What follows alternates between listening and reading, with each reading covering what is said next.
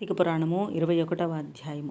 పురంజయుడు కార్తీక ప్రభావం తెలుసుకొనుట. ఈ విధముగా యుద్ధమునకు సిద్ధమై వచ్చిన పురంజయునకు కాంభోజాది భూపాలకుల భయంకరమైన యుద్ధం జరిగింది. ఆ యుద్ధంలో రథకుడు రథికినితో, అశ్వసైనికుడు అశ్వసైనికుడితోనూ, గజసైనికుడు గజసైనికుడితోనూ, పదాదులు పదాది సైనికులతోనూ, మల్లలు మల్లయుద్ధ నిపుణులతోనూ, ఖడ్గ గద బాణ పరశువు మొదలగు ఆయుధాలు ధరించి వండొకరులు బిడీకొనుచు హోంకరించుకొనుచు సింహనాదములు చేసుకొనుచు సూరత్వమును వీరత్వమును చూపుకొనుచు బేరీ ధ్వనులు వాయించుకొనుచు శంఖమును పూరించుకొనుచు ఉభయ సైన్యములను విజయకాంక్షలై పోరాడిరి. ఆ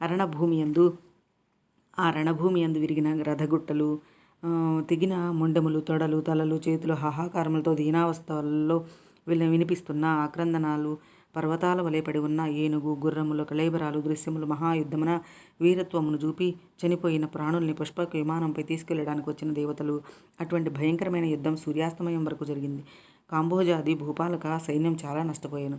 అయినను 3 అక్షోహిణులున్న నా సైన్యము, 7 అక్షోహిణులున్న పురంజయుని సైన్యము అని సాహసంతో పట్టుదలతో ఓడించి నది. పెద్ద సైన్యమున్న పురంజయునికి అపజయము కలిగెను. ఆ రహస్య మార్గమున శత్రువులను కంటపడకుండా తన గృహానికి పారిపోయాను. బలోపేతులైన శత్రురాజులు రాజ్యమును ఆక్రమించుకున్నారు. పురంజయుడు విచారంతో సిగ్గుతో ఏమీ తోచక దుఃఖించుచుండెను. ఆ సమయంలో వశిష్ఠుడు వచ్చి పురంజయుని ఓరడించి, రాజా, మొన్నొకసారి నీ వద్దకు వచ్చి తిని నీవు ధర్మాన్ని తప్పినావు. నీవు చేస్తున్న దురాచారాలకు అంతులేదు. ఇకనైనను సన్మార్గుడపై ఉండమని హెచ్చరించి తిని అప్పుడు నా మాట వినలేదు.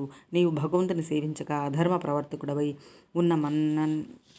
ఉన్నందువలనే ఈ యుద్ధంలో ఓడిపోయి రాజ్యమును శత్రువులకు అప్పగించి తిరిగి ఇప్పటికైనా నా మాటలు ఆలకింపుము. జయాపజయములు దైవాధీనములని ఎరింగియు నీవు చింతతో కృంగిపోవుటయ్యేలా నీవు శత్రురాజులను యుద్ధంలో జయించి నీ రాజ్యమును నీవు పొందవలసిన తలంపు కలదేని నా హితోపదేశం ఆలకింపుము. ఇది కార్తీక మాసం. రేపు కృతికా నక్షత్రముతో కూడిన పౌర్ణమి కాన స్నాన జపాది నిత్య కర్మలు ఆచరించి దేవాలయమునకు వెళ్ళి దేవుని సన్నిధిని దీపము వెలిగించి దీపారాధనము చేసి భగవన్నామ స్మరణ చేయుచు నాట్యము చేయును. ఇట్లో నచ్చినచో నీకు పుత్రసంతతి కలుగుతుంది. అంతేకాక శ్రీమన్నారాయణ సేవించటం వలన శ్రీహరి మిక్కిలి సంతోషించును. నీ శత్రువులను దునుమాడుటకు చక్రాయుద్ధం కూడా ప్రసాదించును. కనుక రేపు అట్లా చేసిన ఎడల పోగొట్టుకున్న రాజ్యమును తిరిగి పొందగలవు.